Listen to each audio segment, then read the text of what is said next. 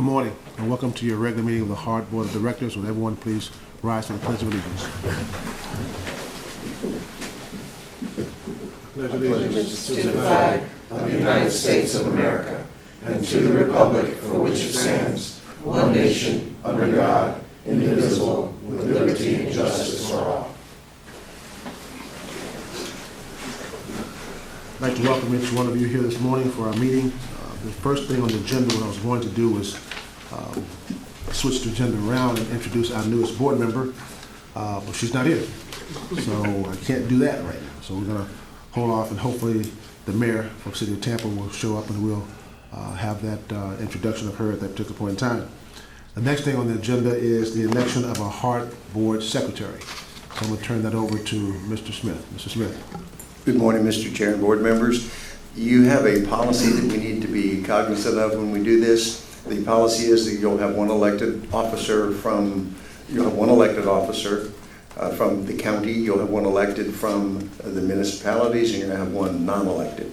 You currently have a vacancy for the secretary, and it was an elected from the city. So we need to have a nomination to have one of the, I believe we only have 2 electeds from the city. That would be the mayor, who's not here, and Temple Terrace. Welcome back, by the way. Thank you. We do have a policy that if either of the eligible members are willing or able to serve, you can elect any board member. So that's the policy. If we have any nominations, I'd open the floor for nominations for someone who could serve, hopefully from the municipalities. I'll nominate Mayor Castor. Second. Okay, there's a nomination and a second. Are there any further nominations from the floor? Melendez. Oh, Mr. Smith, I'd like to nominate Mr. Schisman. Is there a second? I don't believe You nominations. don't need a Don't second. need a second. That's correct. Don't need a second. All right, we have 2 nominations from the floor. I don't believe we have anyone else who would be eligible unless those 2 people choose not to serve. So And the mayor just showed up. it might be good to find out her willingness. Good morning, her willingness. There's no parking in this city. What's going on?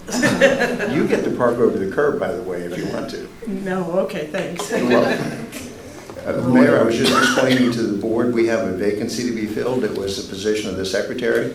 It was previously filled by Mr. Suarez from the city. The position is to be filled by elected from the municipalities. During your absence, there were 2 nominations for the position. One was you, and one was your immediate neighbor to the left from Temple Terrace. Now, the question is whether you would be willing and able to serve in that position, because if not, then we would want to know that before the vote. Yeah, I wouldn't want to serve as a secretary. Things are a little busy right now. Thank you. You're welcome. Based upon withdrawal from the nomination of one of the nominees themselves, I think we only have 1 nomination on the floor. No further nominations. All in favor, please indicate by saying aye. Aye. Opposed, same sign.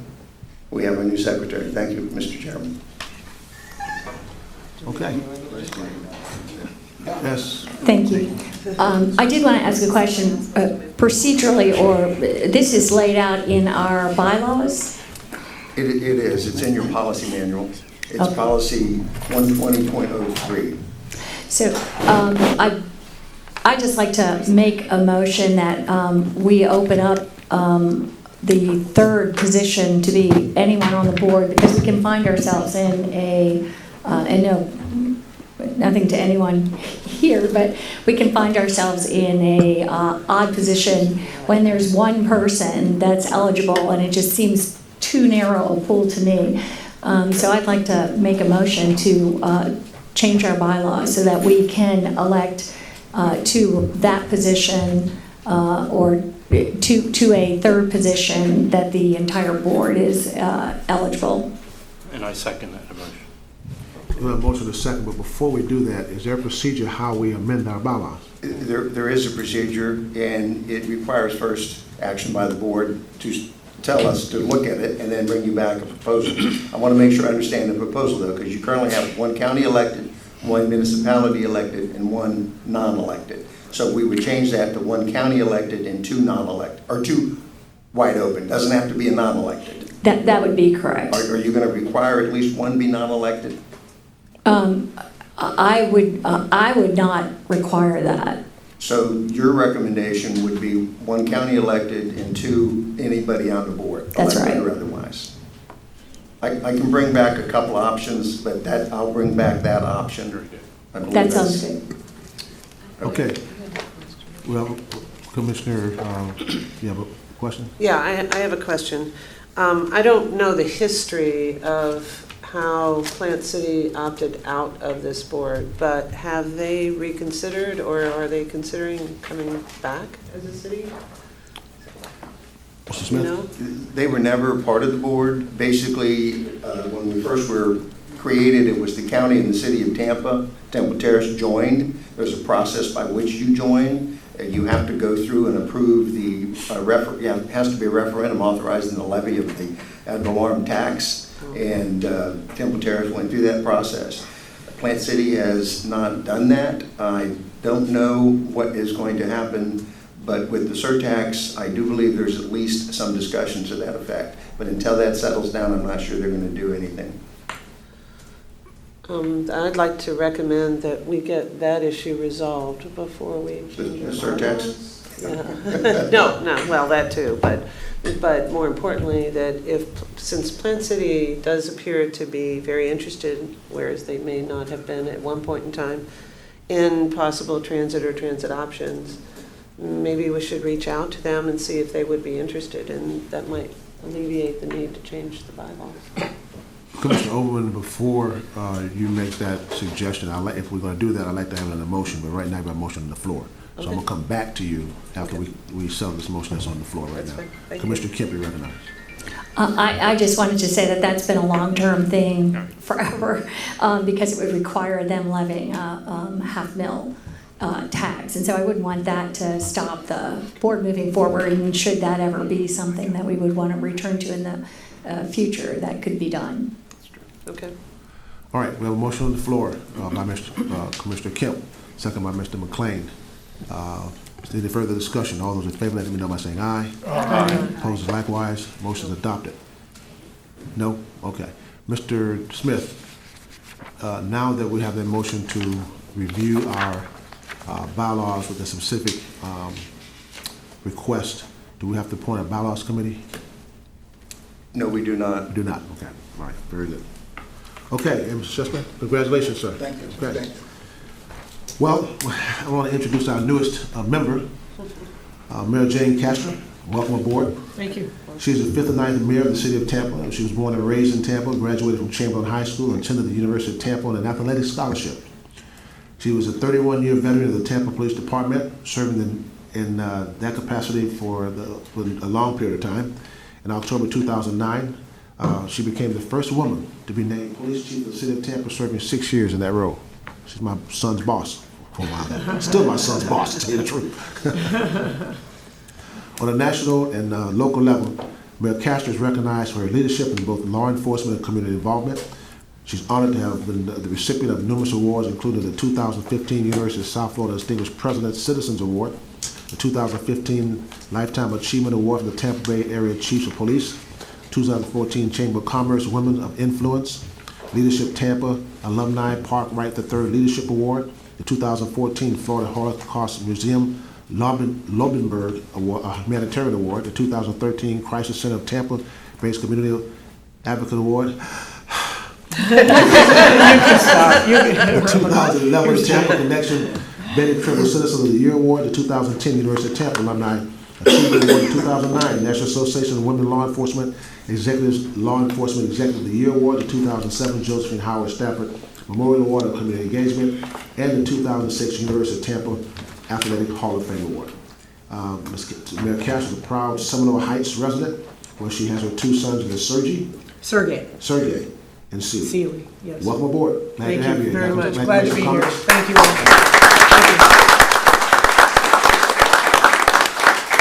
Thank Any comments, Mayor? you. No, just glad to be here. It's an exciting time, and I'm just looking forward to it with a new director and everything else, so ready to serve. I don't think we've ever had a mayor serve on this board, if I'm not mistaken. I don't think we have, so welcome aboard. Oh, great. Glad Glad to to be have here. you here. All right, we're gonna move now to approve the minutes of our April 1st, 2019 meeting. Is there a second, a motion to approve? Yes, so moved. Motion and a second to approve the minutes of the 2019 meeting. See no further discussion. All those in favor, let me know by saying aye. Aye. Opposed likewise. Motion is adopted. Employee recognitions, who's handling that?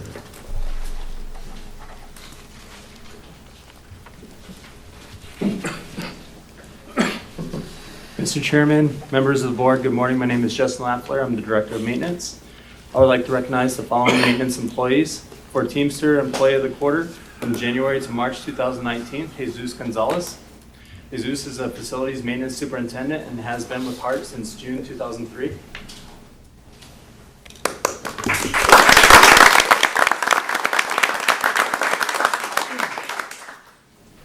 Maintenance Employee of the Month for March 2019 is Anthony Bundridge. Anthony is a master mechanic and has been with HART since April 1989. Anthony cannot be here this morning.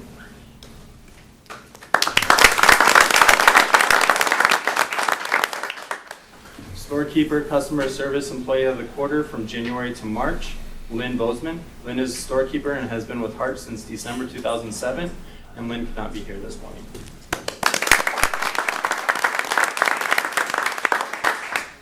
I want to thank each of them for their hard work and dedication to HART. Thank you, congratulations. Thank you.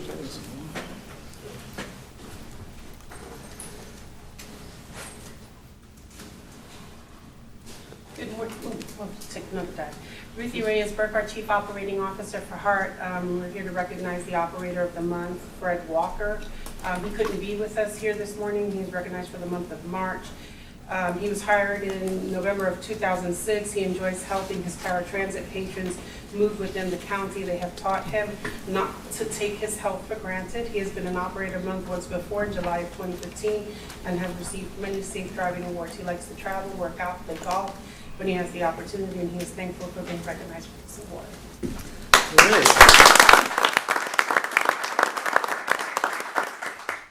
Good morning, Kenyatta Lee, Chief Administrative Officer. I'm recognizing Richard Keening. Richard is our HART program analyst. He's been with us since October 2013. And Richard is being recognized for developing a web-based interface. Basically, it allows us to pull MVR reports that allows us to make sure that all of our drivers are in compliance for safety reasons. And this particular interface will help us save about $60,000 a year and save on resources and time. So this is a great honor. Congratulations, Richard.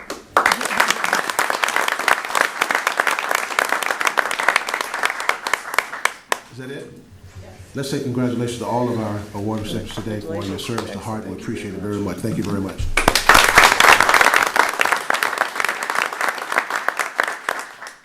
Okay, move to public input on agenda items. Do we have anyone for public input on agenda items?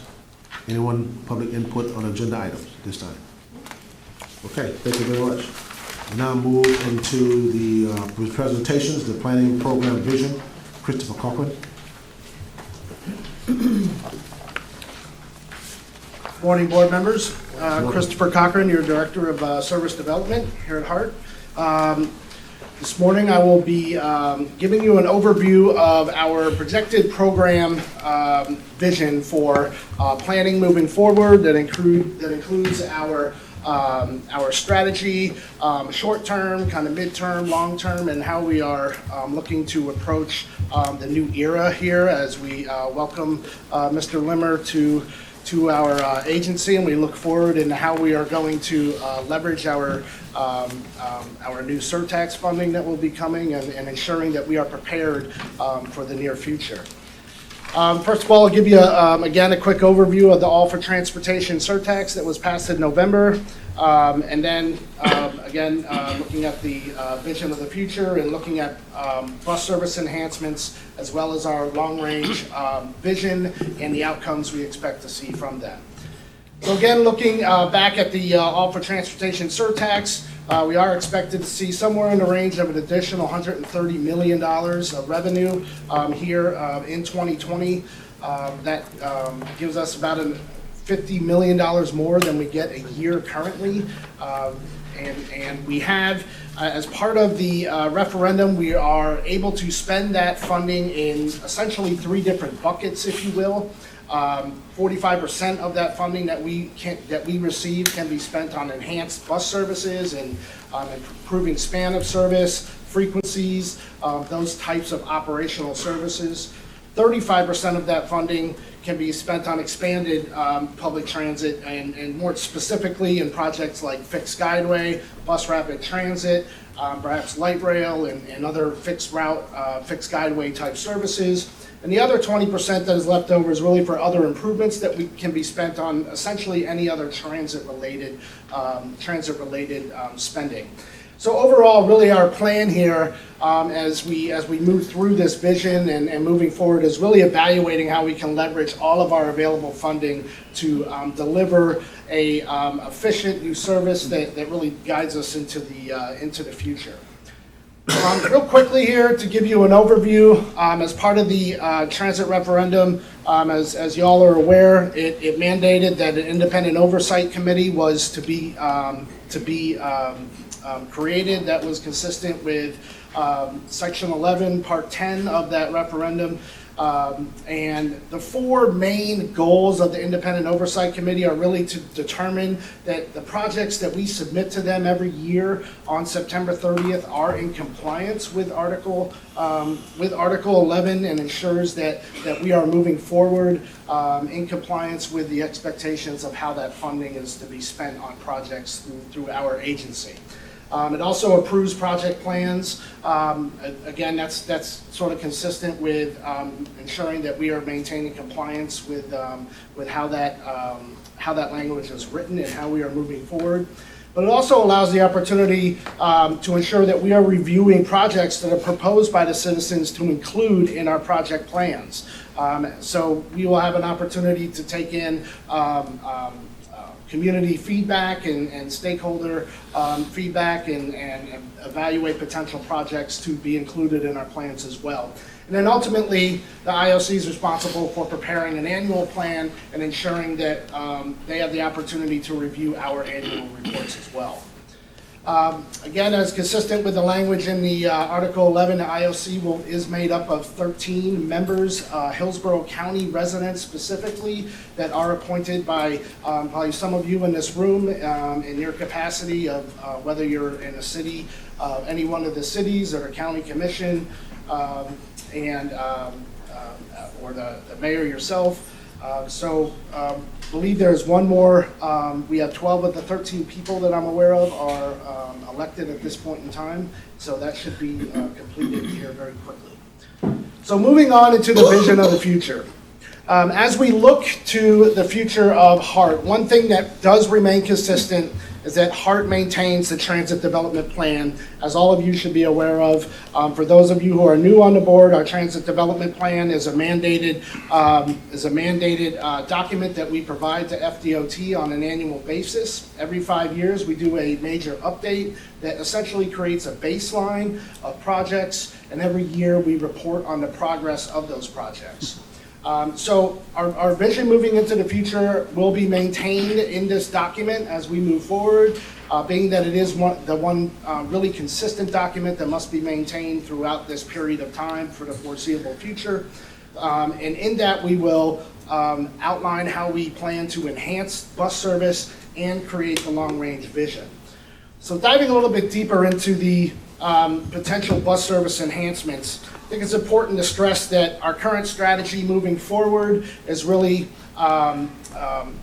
derived from our 2018 Transit Development Plan. And as part of that, that plan outlined 10 years of funded projects that would otherwise have been implemented at a 1 year, every year over the next 10 years.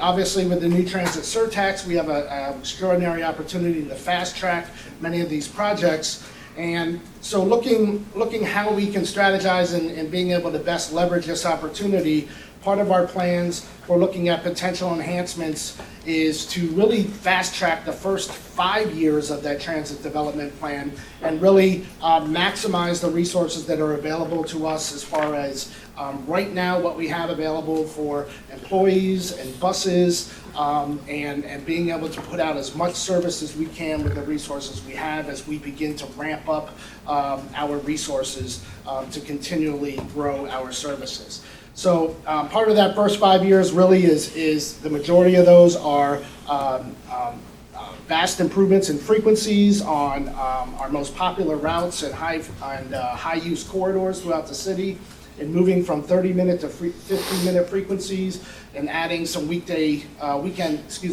services on some routes as well to best provide the best service that we can. In addition to that, we will look at evaluating the route restoration of services that were sort of teetering on the brink of whether we needed to eliminate or not those routes during the Mission Max process. There were a handful of routes that we really had to make some tough decisions in deciding what we had to do in eliminating those routes to maintain our goals and objectives of Mission Max, and we will have an opportunity to reevaluate those routes that were eliminated. We've heard a lot about them from customers since Mission Max has gone away.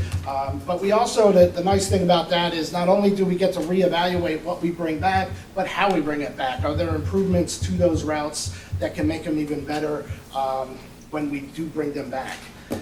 We also had the opportunity to expand current productive routes, and that really goes back into that 5-year plan where I just talked about how we can improve frequencies on our best operating routes. But what's important here is that we take a real strong look at how we balance investing in our core routes and also creating opportunities for new services in the county. And that's going to take a very careful evaluation of how staff evaluates where we can put new service and how we can improve existing service as well, so we can really put the best opportunities out there for the most amount of people.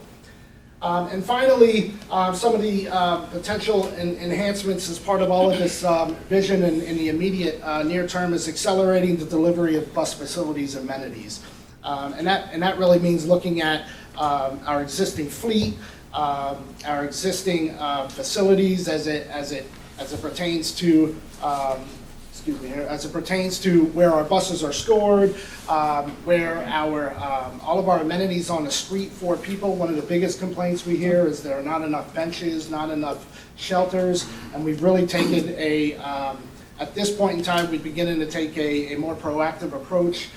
We begin to staff up and have somebody that's going to be dedicated to creating an amenities plan moving forward, a very aggressive plan that we can look at putting good, strong amenities out on the street for people, improving safety and accessibility to our transit locations throughout the system. As we move forward and from that more short-term potential, we begin to look at our long-range vision. And this really involves four primary elements, and that's number one, determining our needs. That's really understanding where we are at today, what we have available to us, in identifying what our needs are from the public perspective, what their expectations are, and from that identifying the priorities that need to be put out on the street, which allows us to build that into our transit development plan moving forward. And as part of that, we obviously need to create a sustainable and responsible financial plan that will allow us to deliver that for the full 30 years of this transit surtax. And then ultimately implementing our vision really involves us sticking to the plan. I'll talk a little bit more about the involvement of customer public engagement and stakeholder engagement here in a slide or two. Our vision also includes a number of significant projects for consideration, and this really sort of falls a little bit more into the long range. There are a couple of projects that are ongoing at this point in time that fall into this larger portion as well. But for the long term, some of the potential significant projects, we're really looking at fixed guideway corridors. Primarily the names, the USF downtown to West Shore, that's a good example of a corridor that we all know very well, is something that needs to continue to be evaluated and really seriously considered as perhaps the biggest opportunity we have right now in being able to leverage what we are getting and investing in some potential fixed guideway services. Looking at evaluating potential CSX right-of-way corridors, BRT opportunities. The BRT opportunity I'll be talking a little bit more about here after this presentation. And what's really critical here is understanding how these long-term opportunities fit into the growth of Tampa as well, and ensuring that we are looking to improve economic development, serving the needs of the people, again, and as part of all of that is continued bus improvements throughout this entire long-range feature. The streetcar modernization and extension project is something that's going on currently. HART needs to begin to prepare as how we become a more significant partner in this project moving forward. It's doing very well. It's essentially really beginning to get a little further into the FTA process at this point in time, and that will be a project that we will continue to be a more significant part of. Innovative mobility solutions, something that Mr. Limmer talked about when he came here and spoke to you all about a vision of his when he came on board, and that's really just this kind of mode agnostic view of understanding that there are multiple modes, multiple opportunities of being able to serve the public, and it doesn't always have to be only the 40-foot bus. There are opportunities for us to look at innovative ways to serve the public, to not only perhaps serve them on their own in their own little areas, but how do we get people to how do we get more people to our network to get them in, to feed them into the network, and that is something we will be evaluating as well in our plan. And asset modernization is really a real big part of this. A look at, as we all know, we're looking at how we are going to be able to meet the needs of a growing organization, particularly from a fleet standpoint. We're going to need new maintenance facilities. Are there locations throughout the county that will need to grow to be able to accommodate serving the additional fleet that we have? But not just fleet, also looking at new technology that can be brought into the agency to ensure that we are doing things as efficiently as possible, and being able to put things out on the street as quickly as possible.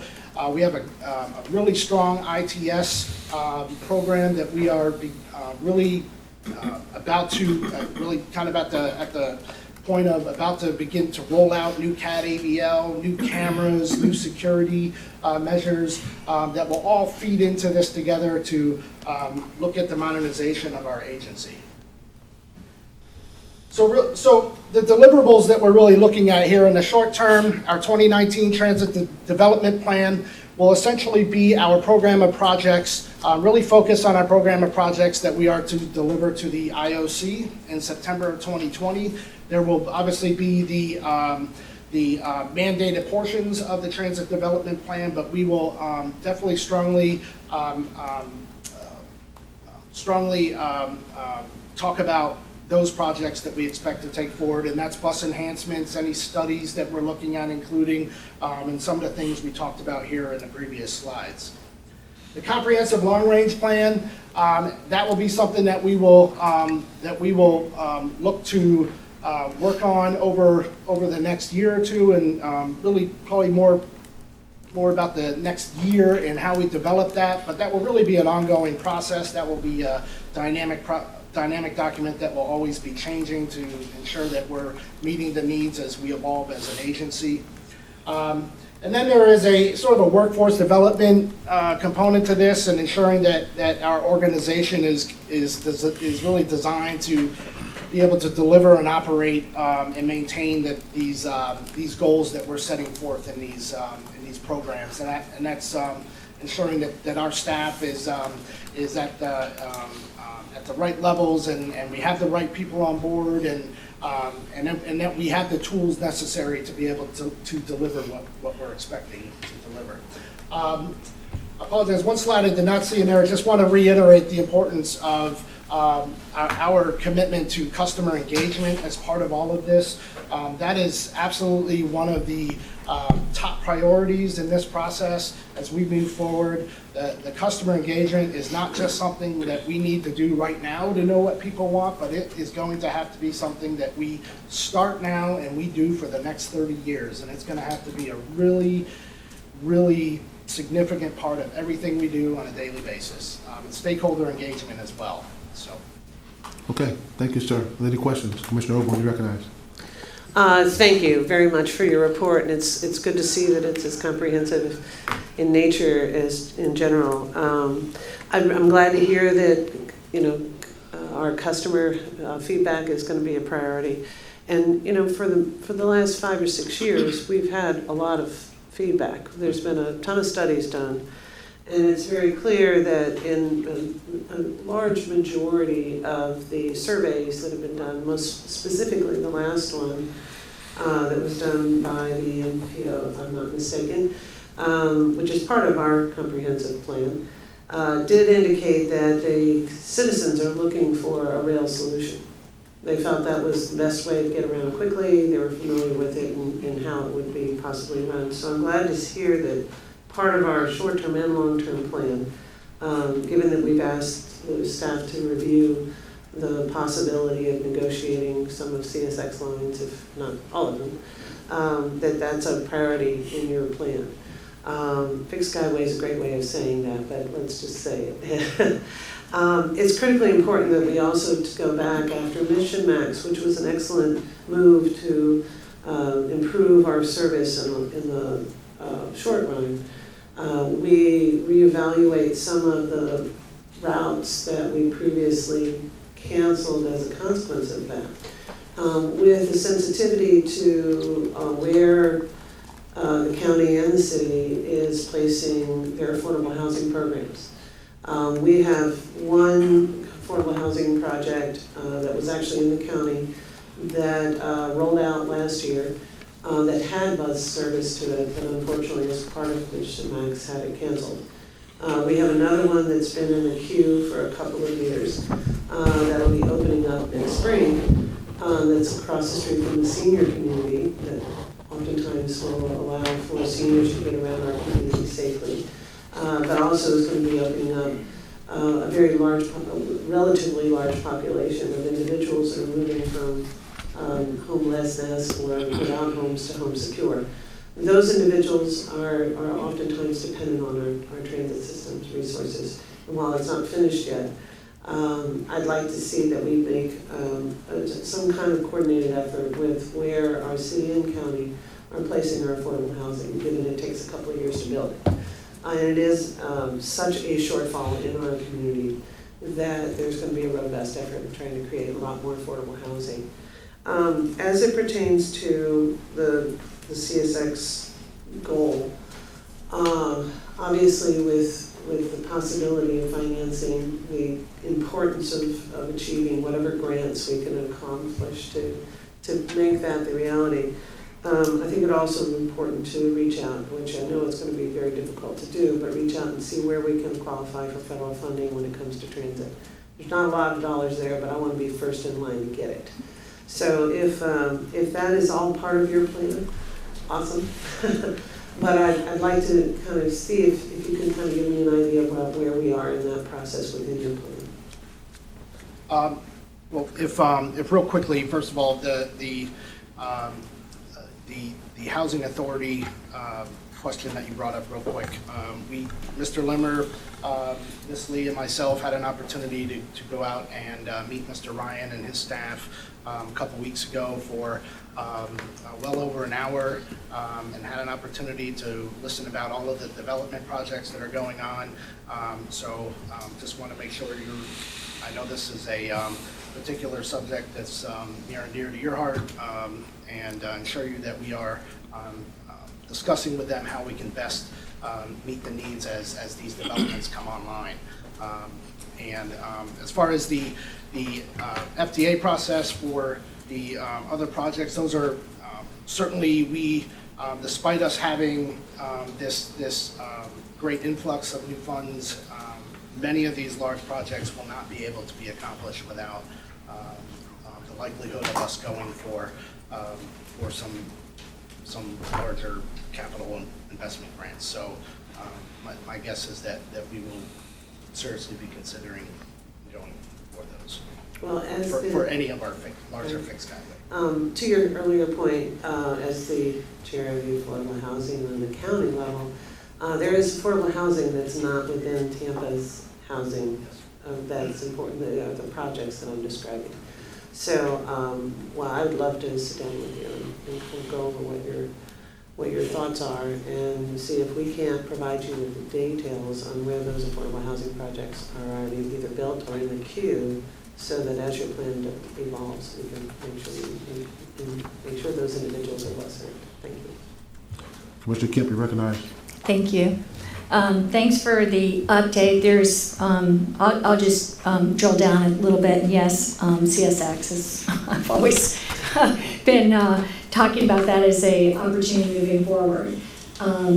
I think it's important for people to understand that when the cuts were made in Mission Max, they weren't just made for efficiency. Our healthcare costs went from $3 million to $7 million out of a $40 million ad valorem budget. So that was quite a substantial hit, and something had to be done. And so those cuts were also made because we just could not afford to fund the routes. I'm really waiting to see about the sales tax money coming forward, because we could do quite a bit and more. It's a really substantial amount of money. But just to say right now, in the immediate future, there's in particular some things that I'm extremely worried about or concerned about. And I think it's also good for new board members to kind of know the status. But one of the things that's been on our plate that we really have to do before we even do anything else is our operations center, which has been, can really not even hold what we have now, has been flooded, has all kinds of issues. And so I think we've talked a little too little about that in the past, but I imagine that will take a front seat now. Also in terms of rethinking, and I understand that that's already going forward, but kind of rather than a single center, particularly when, as I expressed here before, I see an all-electric bus future. There are transit agencies that are moving to that already, and there's been some significant changes just in the last few weeks in the way that the electric buses are financed, and that's a battery lease. But if we had our sales tax, we could look at that without even considering that part of it. But what that opens up for us is opportunities, I think, in terms of where we would put our different operation centers and thinking about how we deploy those in the future. 3 routes in particular that we cut or did something to that I think are critical, I'd like to see brought back, and I think are really important, are Cypress, east-west, from downtown Tampa out to West Shore. When I was at the Tampa Housing Authority just the other week, they talked about what a critical need that was. There has been the Social Security office is there, the Tampa Housing Authority is there.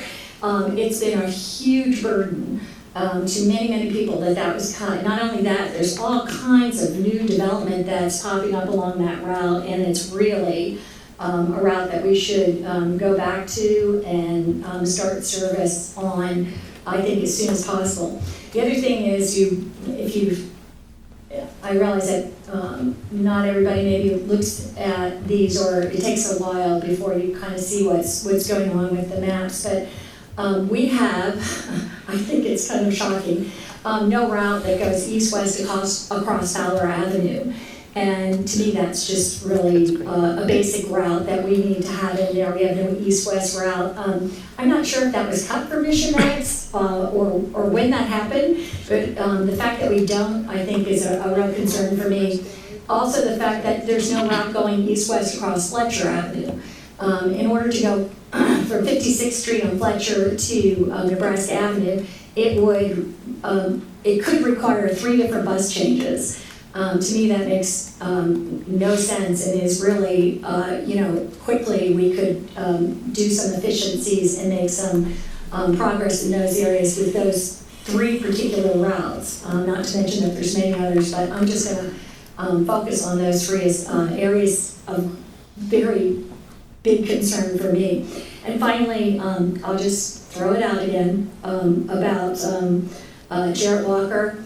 If anyone wants to learn more about transit operations, I'm like going over his book for the 3rd time, called humantransit.org. There's a blog post that it's an incredible resource in terms of how you think about transit.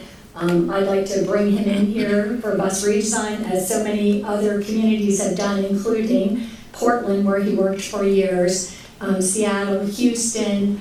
There's just too many to name. Raleigh, which is a similar city and county to us, as well as New York City, which has just hired him, and hundreds of others, Dublin, Australia. So every time he touches these places, their ridership increases, and so does the efficiency and work of their systems. And he's really rethought and transformed transit systems in significant ways, even without more dollars. But when you have more dollars in it, he's done incredible things. So anyway, I'll just throw that out again, and thank you for your report.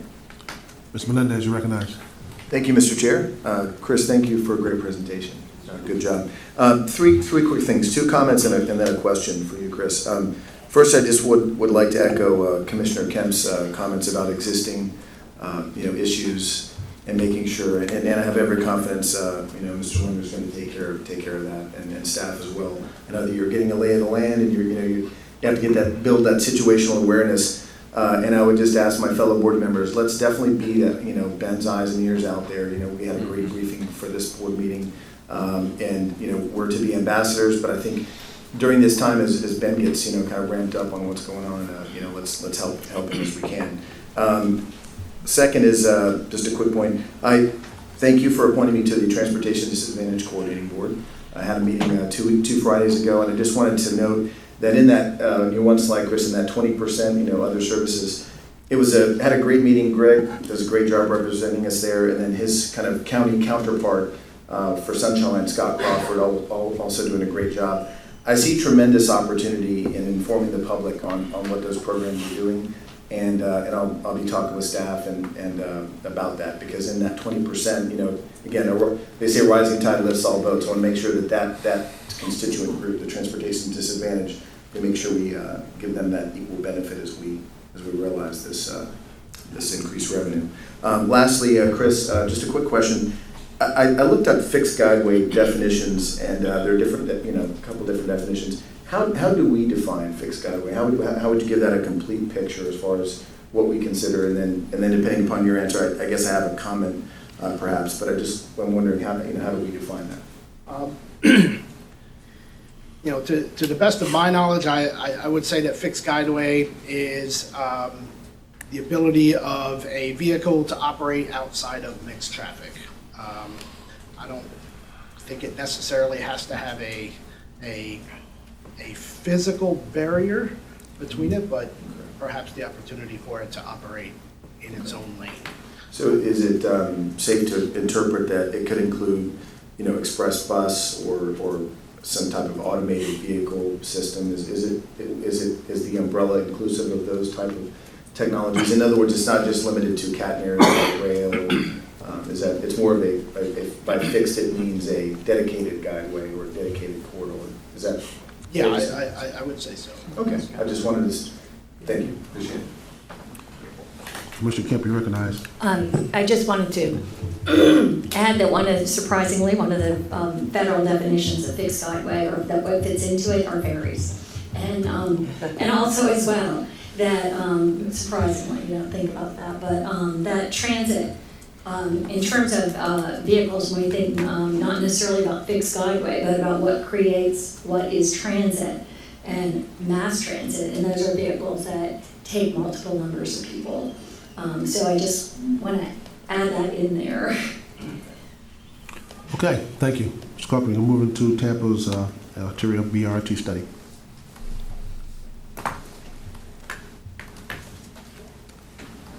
All right. Part 2. Part two. Okay, so, board members, we had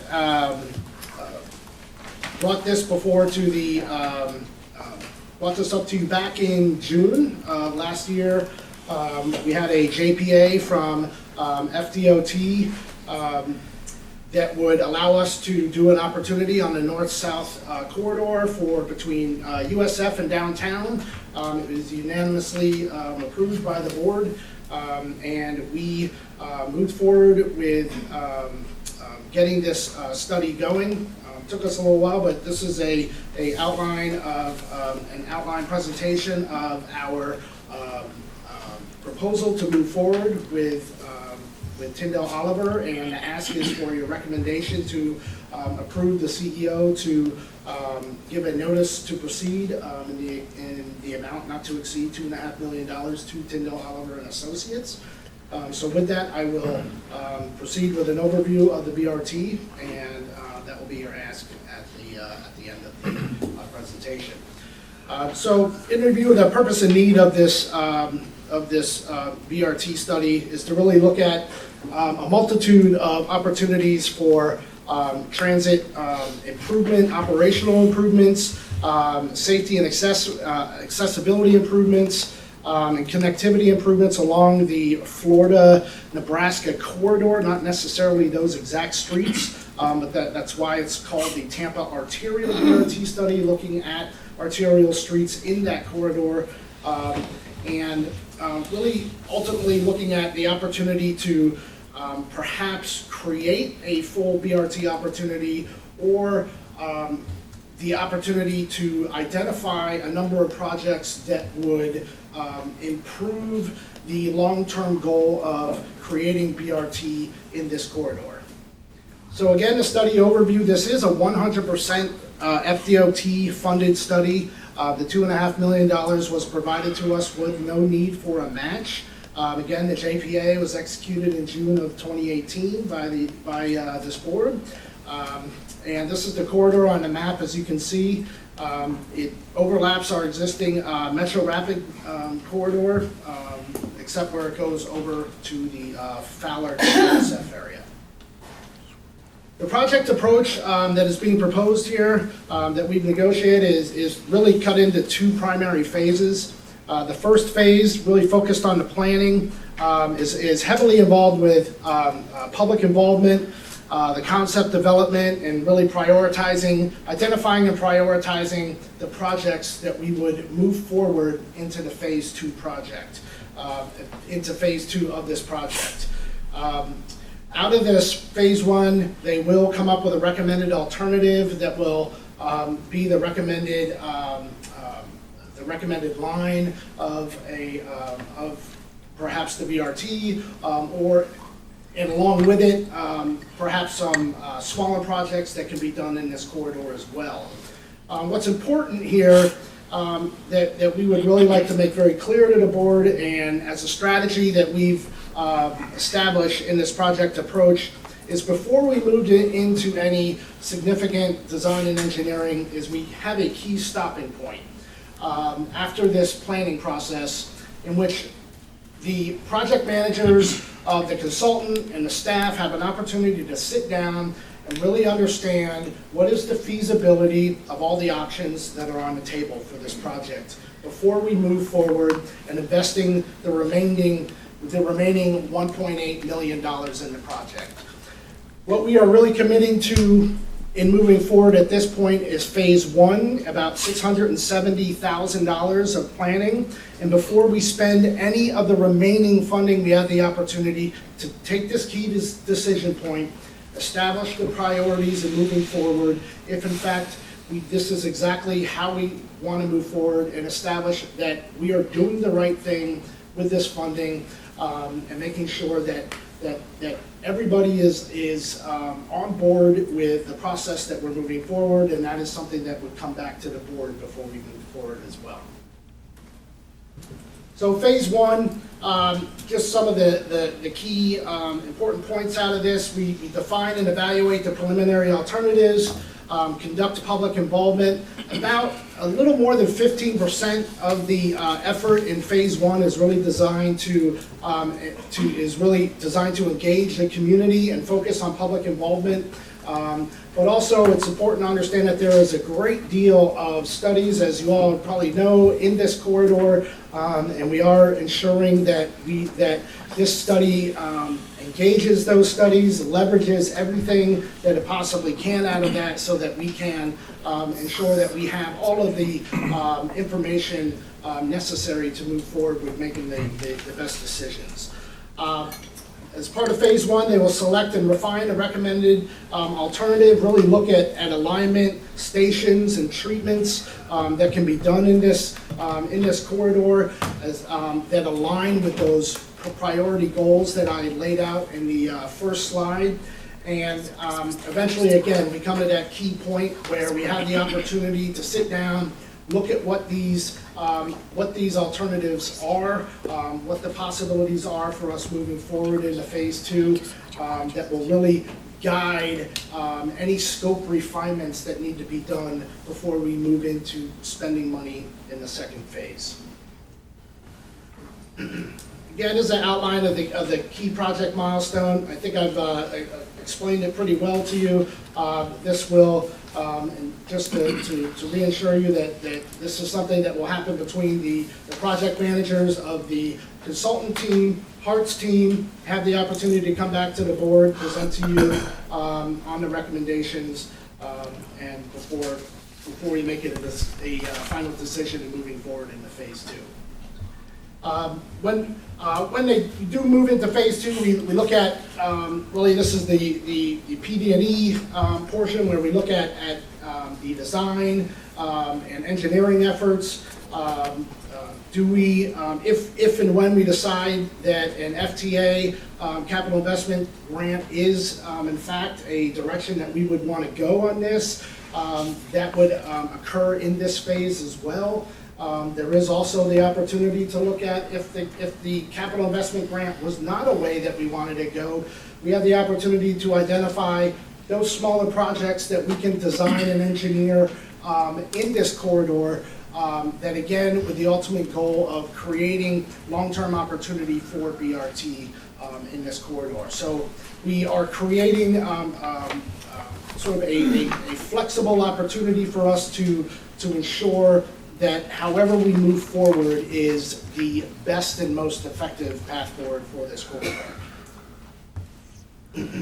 With that, again, we are recommending that that you as the Board of Directors approve the CEO's contract with for not to exceed $2.5 million with Tyndall, Oliver and Associates for that notice to proceed. So Do you have any questions? Second. No, that comes up later, not now. We'll get to that in a few minutes. Mr. Melendez, you recognize. Thank you, sir. Thank you, Mr. Chair. Thank you again, Chris. Great presentation. Just a quick question, and I'll preface it by saying, please don't take my question to show or as an indication of my support or not support for the project, but it's more of just a general question related to PD&E and studies. And I do like the way this is phased out, kind of taking a look at each step. The way the DOT handles PD&Es is, the no-build alternative is always an option. Is that hold true for this as well? Absolutely. It does, okay. So, and I think that's important for all of us in the public to understand, this isn't some kind of foregone conclusion, as is any study. The no-build alternative is a potential option, and the DOT wouldn't have heartburn with that. If it's the conclusion, it's the conclusion. We just stop spending money at that point. Is that one way to say it? Okay. And again, BRT is in my, check boxes of transit alternatives, but I just wanted to kind of make that clear. Thanks. Councilman Sisley, you recognize. Thank you, Mr. Chairman. Good presentation, but much better presentation than the previous one on this. I understand it a little bit better as far as some of the street level issues that are going to be addressed. I still have concerns with it. It's not far enough. It doesn't go wide enough. I've stated before on the record that there are 50-some thousand cars a day that traverse Fowler Avenue from East County, North County, South County. They're coming up 56th Street. We've had, as Commissioner Kemp said, we've lost bus service on Fowler Avenue. Route 48 is gone, and there are now people that now must take 3 buses in order to go down Fowler Avenue. And this is hopefully something that would be uncovered by another study. I mean, you yourself said we've had numerous studies on these issues. I have a problem with the entire concept, and most of it is based upon scope because it leaves out East County and east part of the city. But, you make the comment that it's $2.5 million, not to exceed. It's fully funded by FDOT. But unless it's going to come back and reimburse us for management costs and review costs by staff and so forth, it's going to cost us money as we go down the road. So I know there's no motion on the table at this on the floor at this point, but I still have the same reservations that I did before. There's many people that come from the east part of town, not just from South Town. And there's benches and there's bus stops that have issues all up and down Fowler Avenue, Fletcher Avenue, 56th Street, and they all feed into USF. So it's into that locale.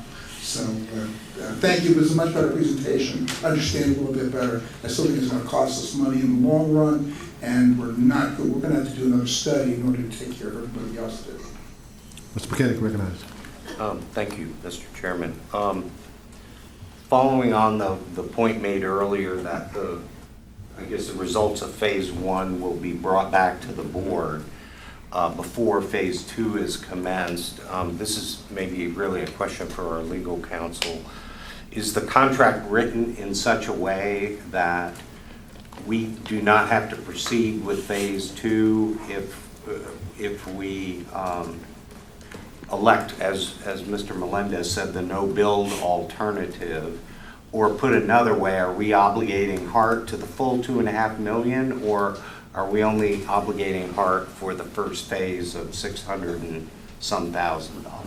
Sadly, I have not seen the contract, so I cannot answer that question. I would like to see the contract, however. Mr. Limmer? Sure, yeah, we do have the option to cancel for convenience or other reasons. Should we choose to not continue with the work beyond Phase 1. That language, and I can certainly let the board know of the specific language, but there are 2 cancellation options included in the contract itself. Commissioner Kemp, you recognized. Just a point of order. You did recognize the motion. I made a motion to approve. It's on the agenda later on. That's why I did not say Oh, motion. okay, thank you. Yeah. Okay, got it. That's all. I just wanted to, It's under approval of action items. yeah. And just to clarify, I know it's been said, but it is FDOT's funding, and I didn't mean to cut off any discussion by that, but I just wanted to endorse the project. Could I just follow up? Since we haven't seen the language, I would just ask the maker of any motion to make sure that it's clear that we are not fully obligating HART to the full $2.5 million, but that we have the option to terminate at least at the end of the first phase before proceeding on with the project. Ms. Williams, recognized. Thank you. Mr. Cochran, thank you so much for both of the presentations. I think they were very insightful.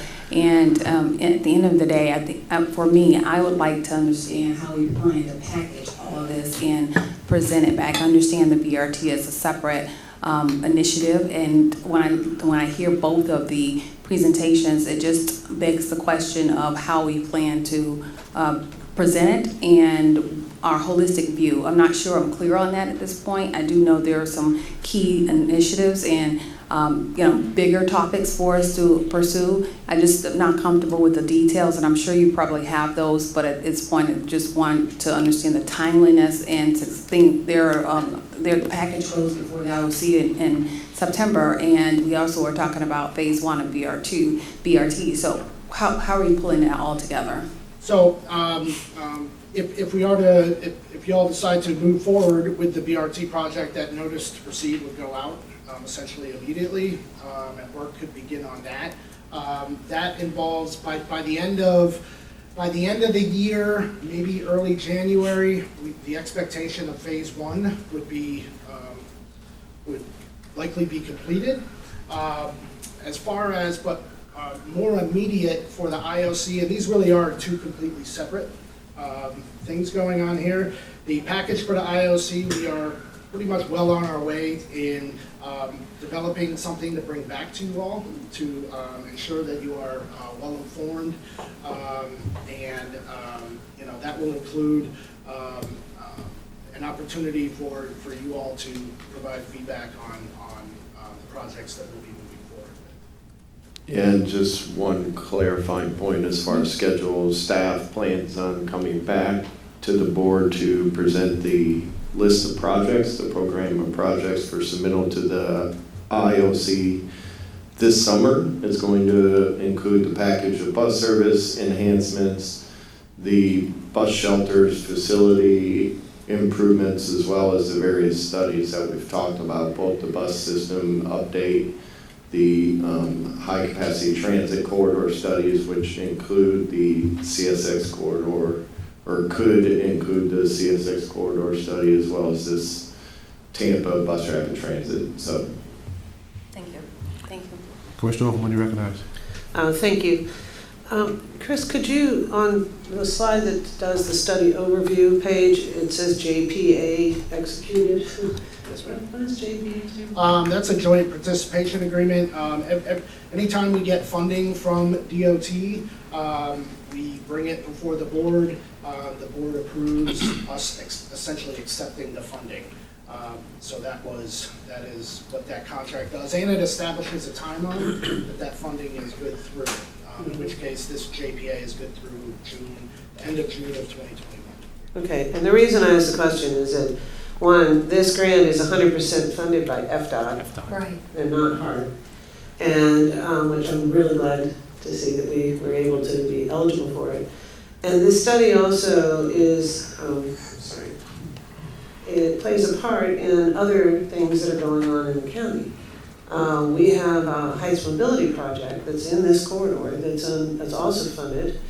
That if this gets delayed, it may compromise that project. So while it does seem as though there could be some improvements in the scope of this study, based on some of the comments we heard regarding Fowler and possibly Fletcher and our east-west corridors, I think it's critically important that we don't turn away an opportunity or compromise another mobility project that isn't under HART's purview, to make sure that we actually are looking at both our roads, the way we get around, and our communities as it pertains to transit, which I've frequently brought as a concern.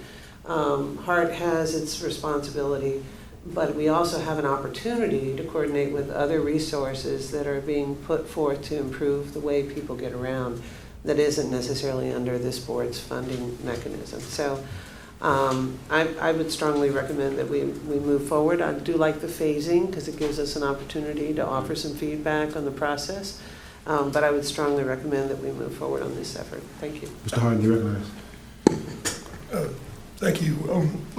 And I do hear your reservations, and thanks for your words, Kim. I think that adds a layer to it. I think we've had kind of an overarching planning vision discussion where we talked about what we would do with the 45% to expand local bus service. We've talked about the 35% of the funds that we'll receive that will be used for fixed guideway BRT, and a little bit about what that might mean. and then the 20% that we would use for other services. And in the conversations, we seem to be, in my mind, blending two things together. So this bus rapid transit study, I believe, is being funded by FDOT so that we can come up with a robust way to move people north and south and then connect them with east-west connectors, which I think would fall under the expanded local bus service. So for the purpose of the bus rapid transit study, the alternate route study that would be, in my mind, is being paid for by FDOT at the request of the communities to look at an alternate to running bus rapid transit down the middle of an expanded toll lane interstate expansion. So I think that they've responded to what the community wanted and said, well, let's fund an alternate study and look at what BRT might look like, ground-based. And, when we talk about what fixed guideway means, what it means to me is a fixed investment that, as a community, as a state, that basically funds our growth on ad valorem taxes and has for a long time relied on a migration to come here.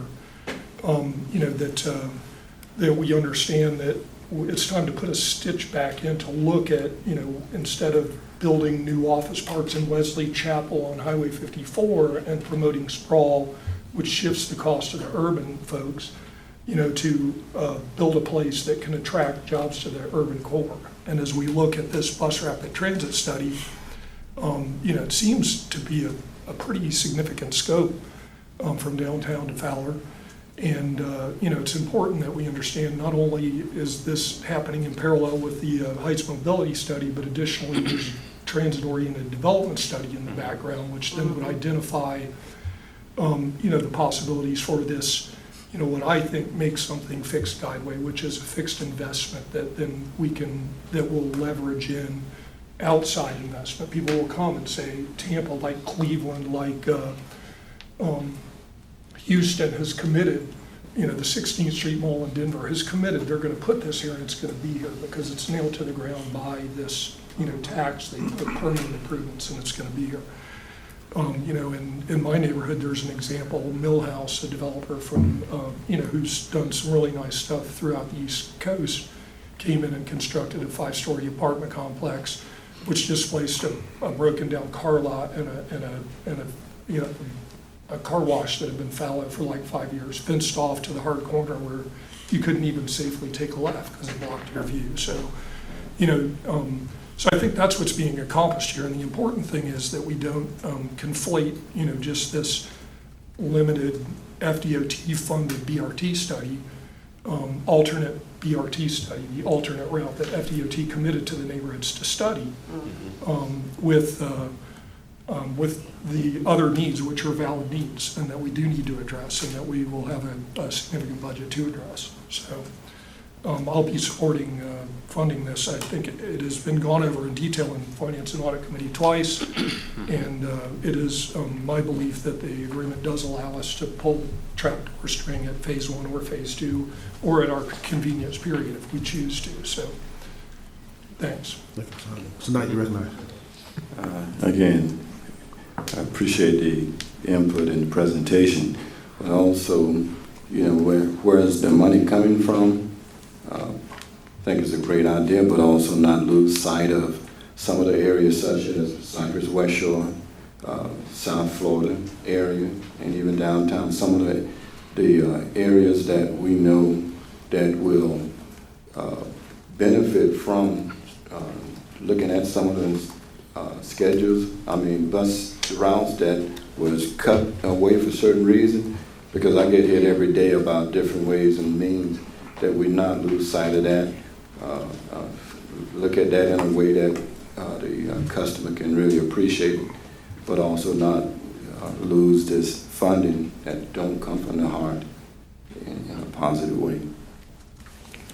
Thank you, Mr. Sisley. Councilman Sisley, recognized.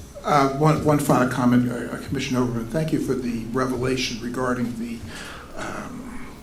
intertwining of many of these studies that are going on concurrently. I really didn't give that much thought. Can you expand upon that at all in 30 seconds? If we didn't do this, how would we be hurt? How would we Well, I can tell you that specifically, her example, the Heights Mobility Study has really been more or less put on hold and waiting for this study to essentially inform what the vision of the BRT might look like in that corridor, so they can move forward with making their alternatives in that. If we look to our own TOD pilot program study, 2 of the 3 phases of that TOD pilot program study are contingent upon us being able to identify the station areas that come out of this study.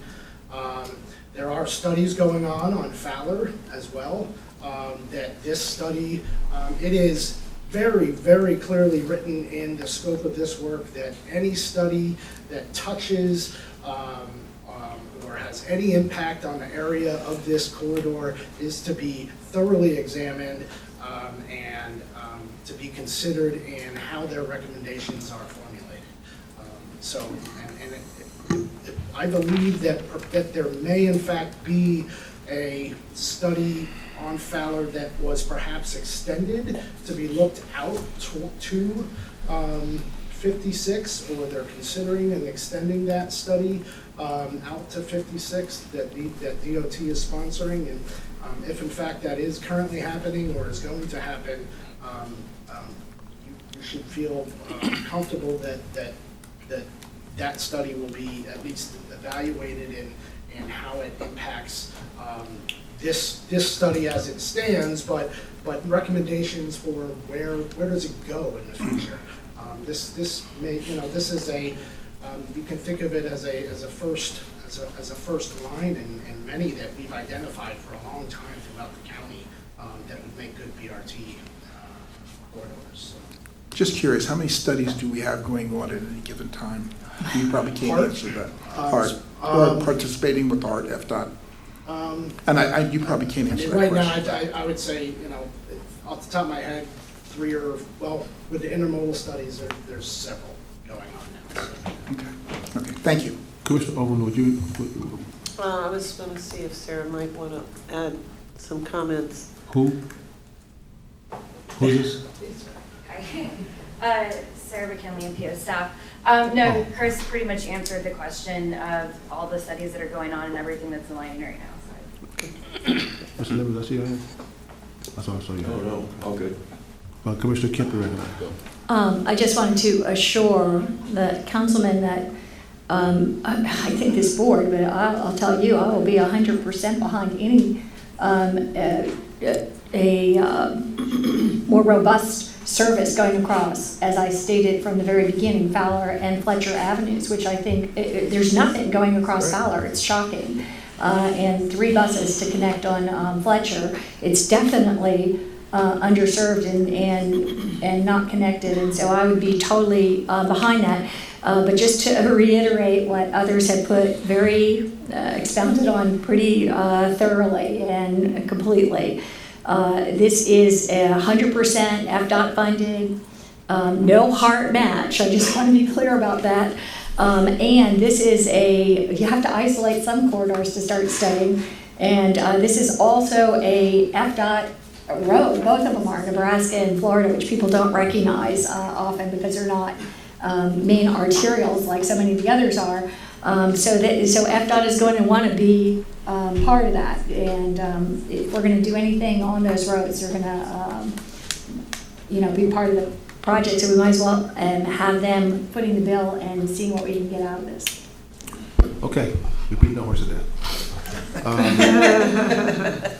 We're going to move. Remember, this is coming up in the action items. And I'm going to say this briefly.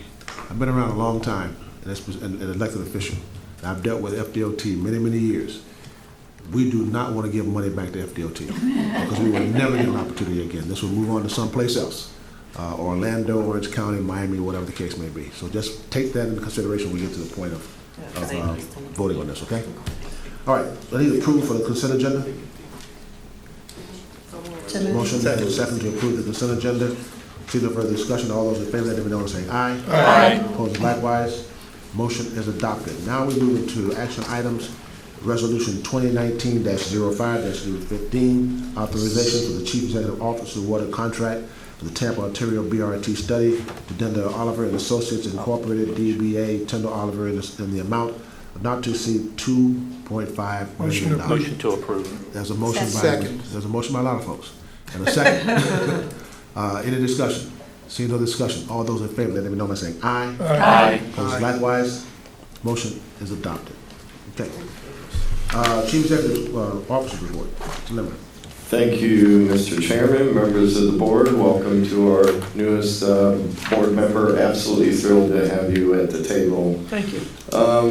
Thrilled to be here also on a Monday morning as we are well into our second month. I continue to thank each of you for your ongoing support during the transition. Since March 25th, I've held 4 employee town hall meetings, as well as 2 customer town hall meetings. One of them was actually on a bus. These town hall meetings, though, are really to ensure that our customers and employees are very clear and that they know that we are listening to their wants and needs.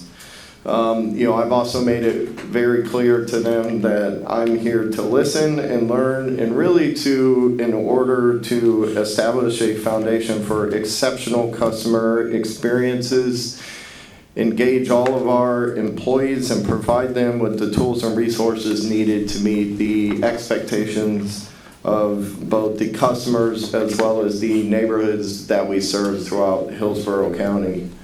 We are just finalizing the schedule for this month's customer and employee town hall meetings, and once those are finalized, I will certainly share those with you in the coming days.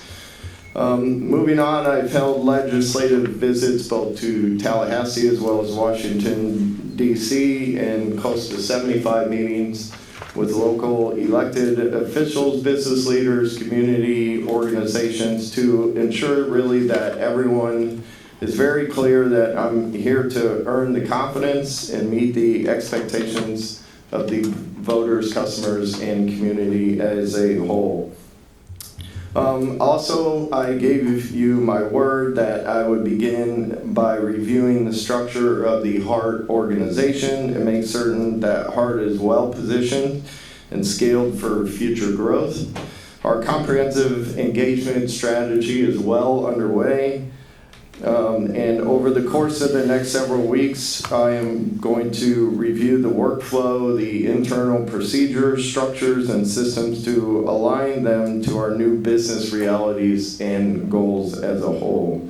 This engagement is going to be very collaborative and transparent to all of our HART employees. In fact, all HART chiefs, directors, and several managers are going to be integral and part of the overall process outlining the future of our organization. The goal of the organizational design is to develop a structure and strategy for successful management of our growth. Moving on, to share with you earlier in the meeting, we are developing a strategic approach to increase bus service, looking at future system expansion, as well as all of the supporting facilities and customer amenities. I did ask the HART team to develop a methodology for the planning program vision, review our list of projects as a whole to really garner the best results for the customers and the community to ensure that we are meeting the expectations that are putting upon us as part of the All for Transportation revenues. As such, I'm also taking the opportunity to re-examine several of the projects and services that we have been working toward to ensure that they fit within this overall planning vision and drive the culture of excellence here at HART. So recently, HART has released two solicitations for the Innovation District Uptowner, as well as the assumption of the Downtown Partnerships Downtowner Circulator Program. After consultation with all of the stakeholders, we are going to reissue one solicitation, which is going to be a singular vision that includes both the Uptowner and Downtowner circulator services, but it is also going to add the West Shore area. This will really create a tri-area circulator program which will meet the needs of those specific community areas and provide greater operational flexibility to serve those areas as well. On top of that, we are going to reissue a new solicitation for the autonomous vehicle contract in the coming months to better align with our overall mobility goals and the new tri-area circulator service. Moving on to fleet, we are continuing to modernize our fleet to be cleaner and greener. And as part of that, we are welcoming 10 new compressed natural gas buses, which are being brought to us and will be prepped, and we anticipate placing those into service the first week of June.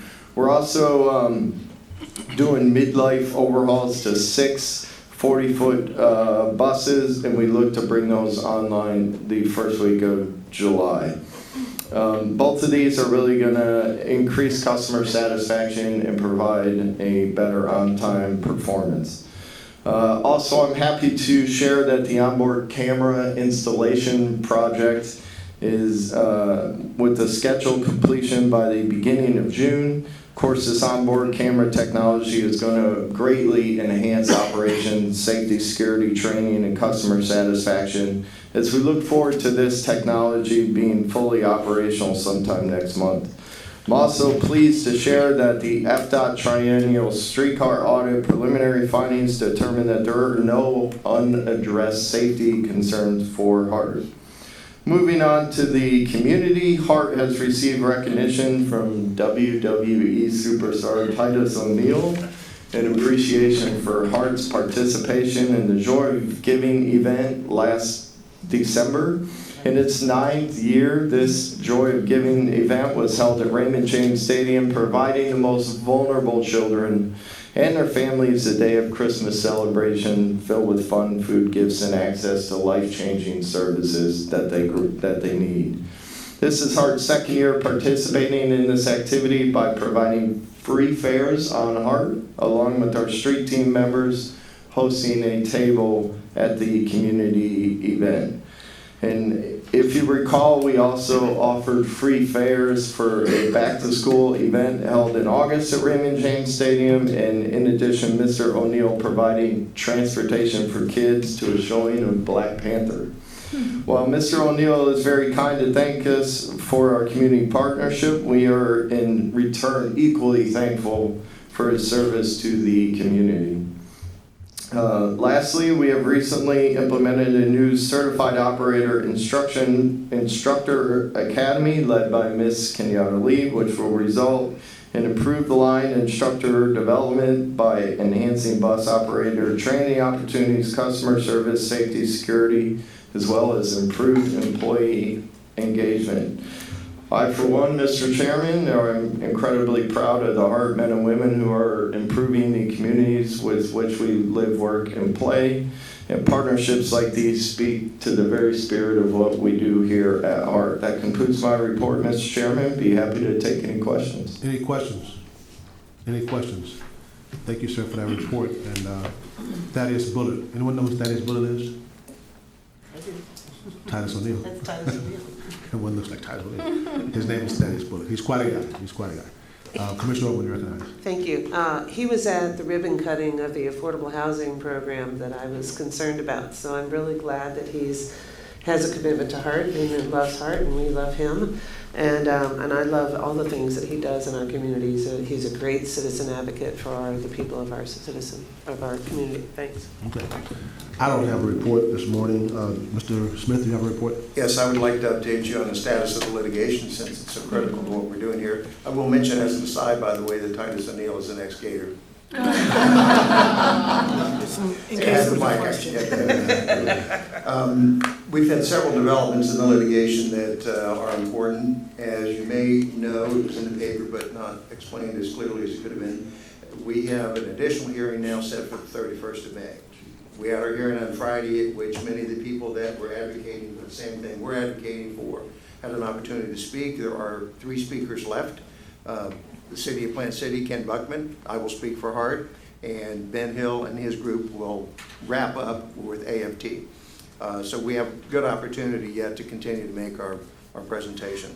There was an intervention by the folks filing the class action lawsuit.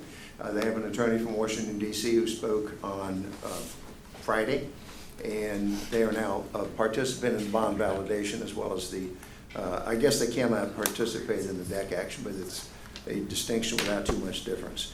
When we had the bond validation proceeding, a fair number of folks that are allied with what I would describe as no tax for track showed up. They proffered their standard understanding of what our money should be spent on, and the argument that in fact the referendum was not accurately depicted, and that the public did not really know what they were voting on, and therefore there's several problems they're asserting. We think they're wrong, particular in their argument that the BOCC has ostensibly been dispossessed of its power.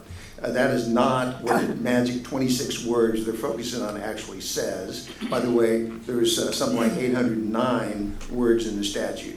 And Friday was the first time I've heard them mention any of the other words. And it's a standard maxim of statutory construction. You interpret the statute as a whole. And when you look at the entire statute and you look at the history, I think we're going to be able to convince the judge their interpretation is inaccurate. And that's critical that we do so. There is also a significant antipathy towards the initiative process, being evidenced by those who are trying to stop this. That's not their public position, but it is certainly their legal position.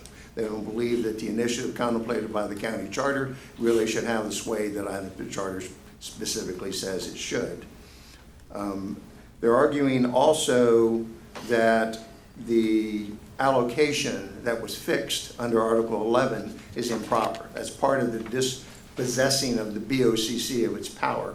However, the language they're relying on says the BOCC may spend the money in any, as many or as few of the uses articulated in any combination. So they're arguing that the fact that it says the BOCC can do that means it could not have been done by Article 11. I don't think that reads the language correctly.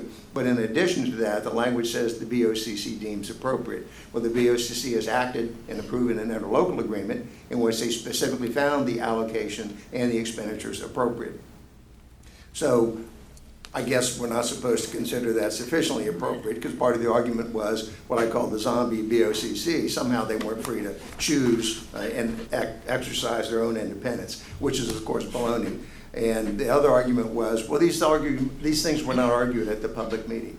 Well, when you're in the middle of litigation, you often are briefed one-on-one, because you can't have a closed session because your adversary would be in on the closed session. So the county could not have had a closed session. So the idea that somehow the BOCC members did not know what they were doing when they approved and deemed appropriate the expenditures is, in my opinion, doesn't pass the red face test. But I'm not the one with the red face, so it doesn't matter, other than I'm a little irritated at them.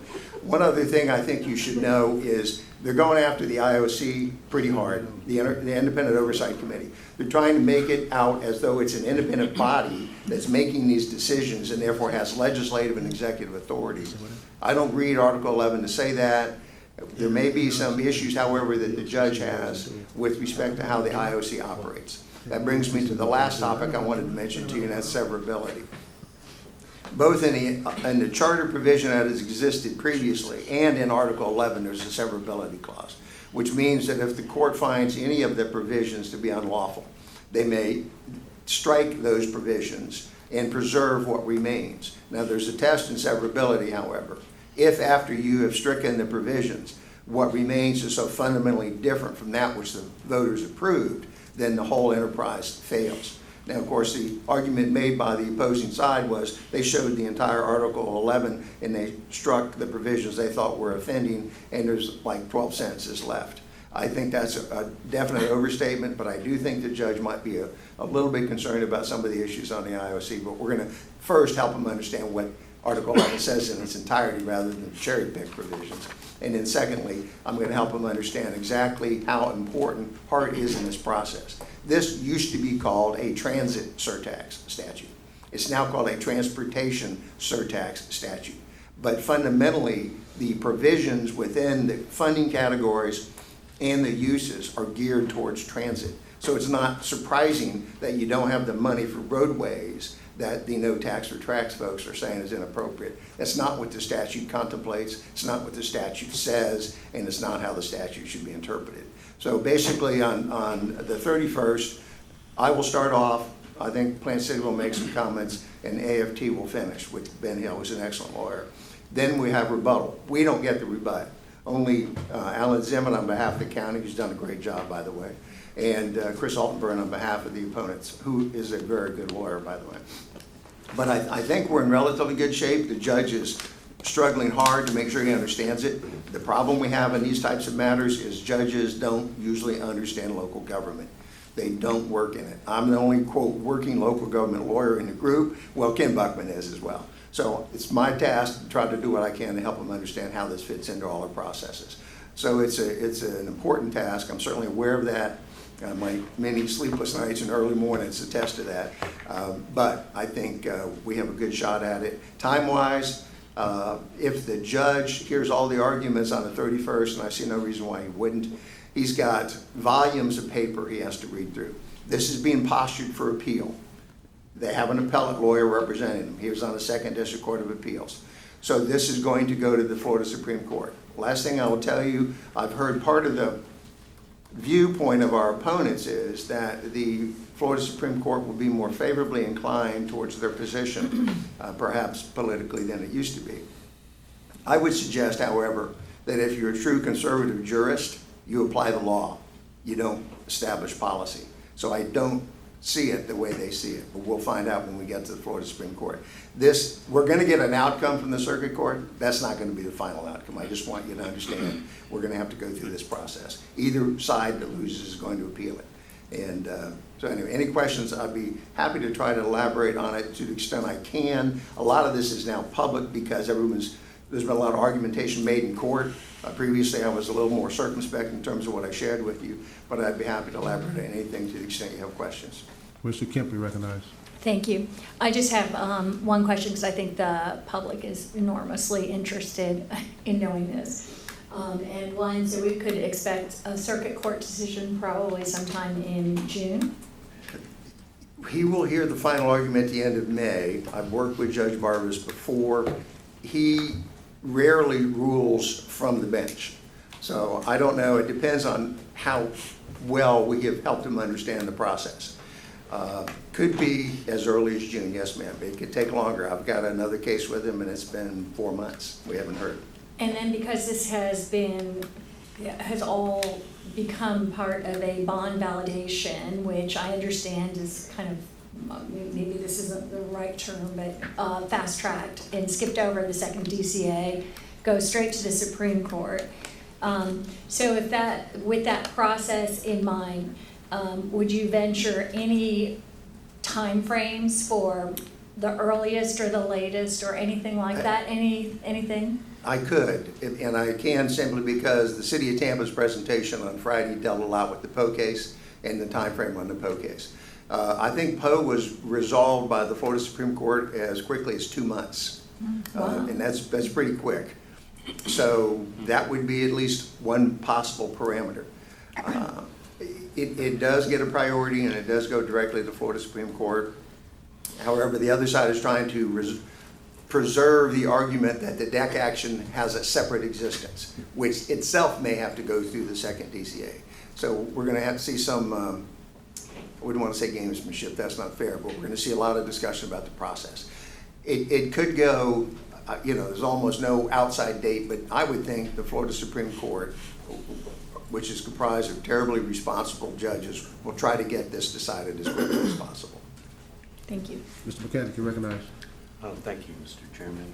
Mr. Smith, could you just briefly describe, you sort of summarized your various arguments, but you didn't mention your position regarding the powers or lack thereof of the IOC. I'd just like to hear what you'd have to say there.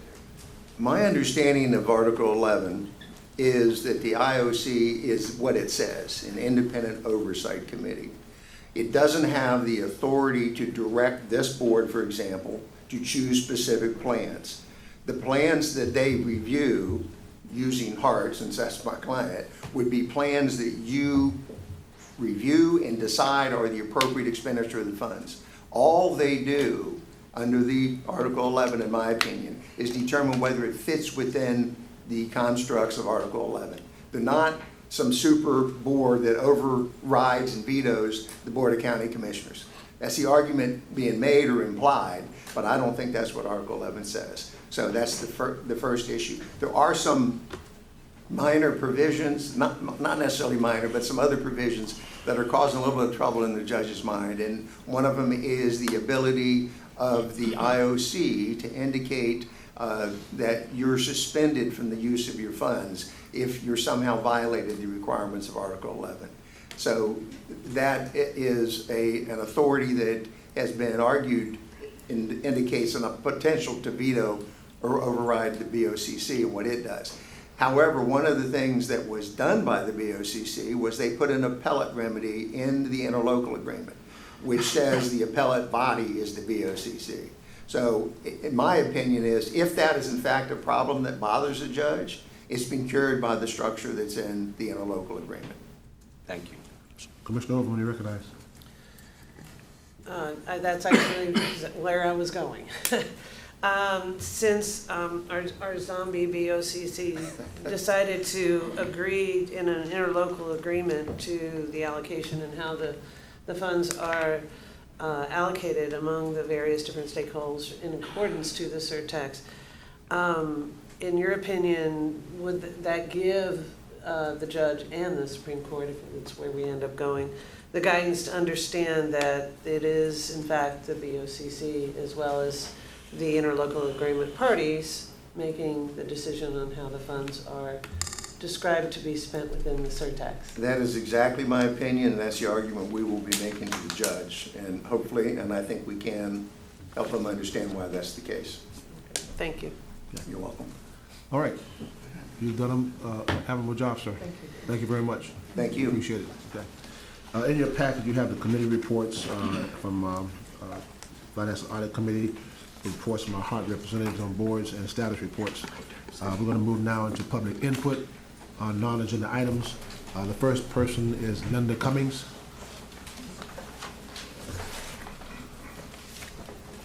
Good morning. You have 3 minutes, ma'am. Good morning. My name is Linda Cummings.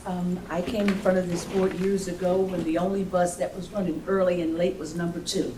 And then you finally listened at us because you realized that everybody didn't live off of Nebraska. First of all, I want to commend HART for Mission Max. It did come short, but we have buses running every 15 minutes. You can go to the store, you can go to the restaurant, you can come back out, you got a bus. Okay, but unfortunately, I live off of Nebraska between Fletcher and Bears. If you look at the population, most of the population, that's why I appeared in front of this board in the first place, people who work with food service and medical don't work 8 to 5. They work 24 hours a day. I came in front of this board and you saw the need to give us transportation. And so for saying that, number 1 and 33 used to complement each other. But then you stopped number 1 from going past Fletcher in front of the Salvation Army, whipping around 33 back to past Fletcher off of Florida Avenue. Those buses again, 1, 34, 12, and 6 run every 15 minutes without notice. The other things that I heard the speaker speak about is Tampa Housing Authority and the Social Security Office. It's without saying, when people get off the bus to walk from West Shore on Cypress to go to Tampa Housing Authority and the Social Security Office, there's no bench. You gotta walk. There's no bench. You don't know when the flex is coming.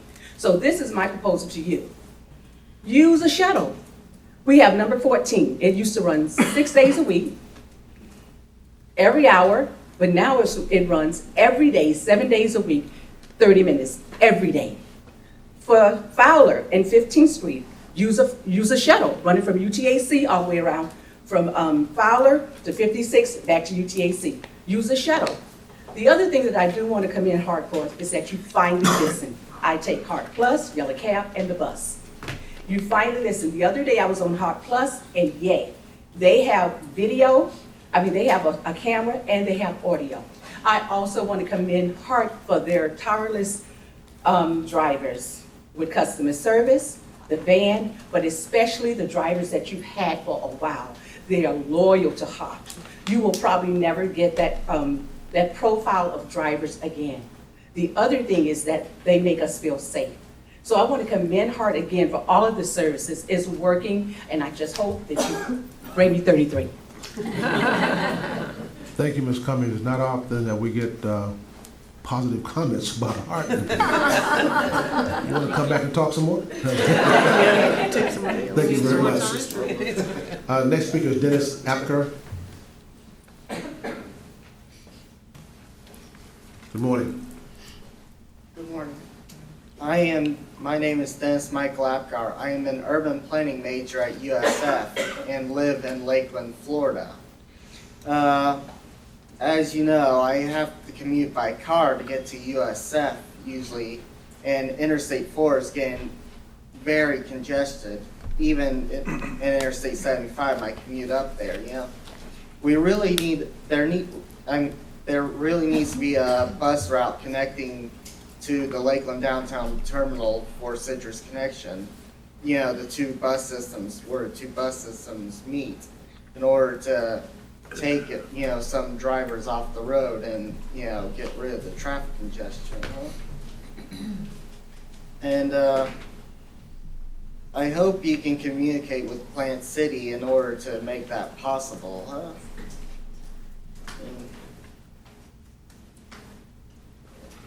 Thank you. Thank you, sir. Thank you very much. That's the last speaker I have registered. Anyone else wish to speak before us this morning? Thank you very much. Any old business?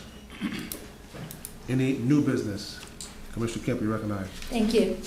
I think it would be great for us to move, and maybe you could bring this back in the form of, or I could make a motion here at this time, but I'd like to see us have a day that we go to see Sunrail in Orlando, and I've done it myself with FDOT, and was able to see the operations there. It's pretty remarkable what they've done. That's a conversion of their CSX tracks. Already in just 2 years, they had, to the point of transit-oriented development, $2 billion, and this is documented by FDOT, in investment along the tracks. They're getting $200 million more already in ad valorem tax, and they're expanding the system, and it's very wonderful to be on. So I guess I'll make a motion to have, see if we can bring this board, and I guess whatever other interested elected officials, maybe City of Tampa, county commissioners, that would like to be part of that and arrange something with Sunrail to see their operations and use the rail. Second. There's a motion by Commissioner Kemp, second by Commissioner Overman and Commissioner Ms. Williams. Is there discussion? Ms. Melendez, recognized. Just a comment and a question. Yeah, I've seen Sunrail as well through a courtesy trip provided at the conference up in Orlando. I think it is good for us to see facilities, you know, of all types. I don't know about the cost and what would be entailed and the court logistics, but I probably wouldn't attend, not because I'm not interested, but just because I've seen it before. And I think also, in addition to physically going and visiting it, you know, I think looking at all aspects of Sunrail, the finances, performance, how it's doing, I think, you know, some of that information could be provided as well if we do it. I think it should be a robust information, you know, thing. I would support it if some of the background were but if it's just a visit, just to go, I probably wouldn't support that. If I could respond, when I went to FDOT, it was arranged by Secretary Gwen, and we got a whole schooling on all of the finances, the history, went under the trains. I mean, this was thorough and complete and very helpful look at their operations, and it took a long time to arrange it. I had only wished that more people could have taken advantage. I didn't know how much they would be willing to do to educate us, and really, or I think it was, I'm not sure who else went. Actually, it seemed like just me and FDOT. But I'd asked for it for a long time, and I didn't expect to have it so well done. I also, by the way, saw the Lynx operation, which is the bus operations in Orlando, which also I found very valuable, and they did the same as well. and explained to me their bus financing and operations, and I thought there were some takeaways from that could be helpful. And so but I'd like to move forward on this on I think it'd be a very, very good opportunity for us here to understand more. And it's 1 hour away. It feels like sometimes, we're looking at across the country or something. It's kind of amazing it hasn't been done already. Mr. Menendez, you It's good to hear that the past presentation was robust with the finances and everything. And so I think, even if a joint links visit could be provided as well, almost, maybe even taking a links bus with a briefing on that, that might not be a bad idea. In general, I support, us being educated on facilities and learning from other areas. So, yeah, it's not a bad idea. Okay, this was really new business. I said old business, but you brought in the new business. Oh, I'm sorry. Let me be ever mindful that there's a cost to doing this, and be ever mindful that we just got a report from our general counsel about the tax and where it is, and anything along those lines. I'm quite sure the press will be watching us and how much money we're spending to go look at another service at this particular point in time. I just want to throw that out there. Been around a long time, know how some things work, but just want to put that out there to be ever mindful of what we're doing and how much it's going to cost. I'm quite sure Mr. Limmer's going to look at the most feasible way if we decide to do this, to make this trip up there, but I just want to put that out there. Yes, sir. If the finances or costs could be provided, I'd be inclined to consider it. Thank you. Commissioner Smith, you recognize. Thank you. I wonder if there's a way we could pay our own way. Have the trip offered to us and each of us pay our own way. And secondly, so maybe when you bring back this proposal, that could be an option we could consider. And secondly, I wonder if it could be a sunshine workshop if we also allowed members of the public to join if they paid their own way. If everyone paid their own way, it would be, I don't know, I think it could be informative. I don't know about the complications of that, but if that could be looked at in the process of looking at this proposal, I'd be interested to see that. If there's because we have a lot of people in this community that are informed, engaged, and very interested in where transportation is going from here. I think I can imagine several other citizens would want to join us. Okay. And be ever mindful also, I think, Counselor, this would have to be advertised. With public notice. Yes, if you're going to have 2 or more individuals, you need to meet the requirements, which are advertised, accessible, and minutes are kept. But there's a debate about, as long as you don't talk among yourselves, it's not a Sunshine Act meeting. But if you're going to a workshop and it's clearly to gain information, you're going to then use the discussions, I would comply with all the requirements of 28606, Okay. Sunshine Act. All right. Come up, Mr. Knight, you recognize. Again, what I would love to see even more, there's a lot of things out there that we've been discussing, trying to get going. Put out some of these other fires, and then, that's good, it sounds good, but so many things keep coming up, and we sort of, again, lose scope of some of the things that we really need to. So I would like to, try to clear some of the things already out there first, before we start jumping to other things. Okay. Any other discussion? Commissioner Kemp. I'd just like to say it's, for value, it's a super low cost. I mean, we're not even talking about hotels or anything. I don't understand where the high cost comes in. And again, I just drove over there and drove back, and they presented it. I don't know that FDOT even paid anything. I can appreciate Commissioner Smith. I would love to bring a contingent of citizens along. I can only tell you that it would probably be difficult in terms of the trains, and even the place where we met was pretty crowded, and it didn't really avail itself. But maybe on another trip that there could be a community arranged trip noticed, and not that this wouldn't have to be noticed, but I'm just thinking about the logistics. I don't wanna, I think we can make this pretty simple. And again, it feels sometimes like you would think we were talking about like California or something like that. I mean, it's 1 hour away. If we didn't do this, I'm trying to arrange my own to try let people in on it and do a notice. But I think it's really more appropriate for it to be done through the HART operations. Commissioner Kemp, understand what I'm saying. I don't care how much the cost is, low cost, medium cost, high cost. We have a strapped budget as we're working right now. We're in the process, we're in the middle of a lawsuit, and we're talking about spending dollars if we don't pay for ourselves out of our budget. And a reporter could very well look at that. I don't care if it's $5, $10, whatever the case may be.